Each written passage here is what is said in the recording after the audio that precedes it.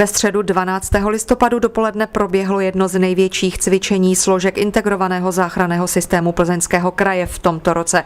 Evakuovala se budova Nového divadla v Plzni, kde během dopolední produkce začalo hořet. Podle scénáře cvičení na představení pro školy vybuchla v prostorách jeviště divadelní pyrotechnika. Hořely kulisy, zranění byli účinkující i diváci. Po vyhlášení poplachu na místo okamžitě vyrazili hasiči. V budově bylo zraněno kolem 30 lidí.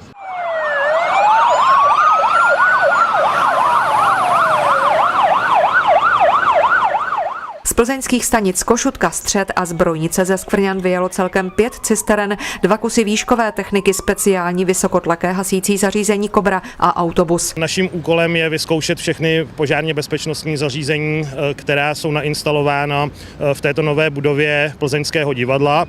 Naším úkolem, tedy úkolem jednotek požární ochrany, je provést záchranu osob z ohroženého objektu, uhašení, lokalizaci a likvidaci požáru. V budově se ihned po signalizaci požáru spustila protipožární opona, přetlakové odvětrávání a otevřely se evakuační východy. Tato budova je vybavena nejmodernějšími požárně technickými prostředky. Ku příkladu můžeme říct přetlaková ventilace, která je v objektu nainstalována, to znamená, že objekt je samostatně vlastně automaticky ventilován tak, aby zplodiny hoření co nejrychleji objekt opustili a tím se snížilo riziko ohrožení těch osob v objektu. Celkem bylo evakuováno 400 studentů, včetně pedagogů, zraněných a personálu divadla. Nevíme vůbec, co se dělo v podstatě, než nás potom teda našli, hasiči pro nás přišli, vyvedli nás a pak se tady o nás postarala záchranná služba. Bylo to hodně stresující. Já jsem byl venku ještě před zásahem hasičů, takže mě vyvedla nějaká ta hlídka z divadla.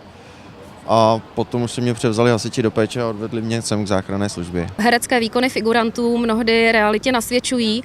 Mohou si tak vycvičit nejenom evakuační postupy, postupy na místě mimořádné události, ale i například komunikaci s velitelem zásahu, s dalšími zasahujícími subjekty a podobně. Do 20 minut se podařilo evakuovat celou budovu Nového divadla, včetně zraněných. Policisté odklonili v místě požáru dopravu, která se neobešla bez uzavírky. Záchranáři ošetřili na 30 zraněných. Na místě byl i krizový štáb magistrátu. Následně bude vyhodnocovat krizový štáb výsledky této cvičné akce a uvidíme. Doufám, že všechno klapne a hlavně, že se nikomu nic nestane i při tom cvičení. Cvičení prověřilo taktické postupy a spolupráci jednotlivých složek integrovaného záchranného systému, tedy především hasičů, záchranářů a policistů. Procvičila se evakuace lidí a identifikace zraněných, jejich ošetření a transport, dále traumaplán Fakultní nemocnice Plzeň a zdravotnické záchranné služby.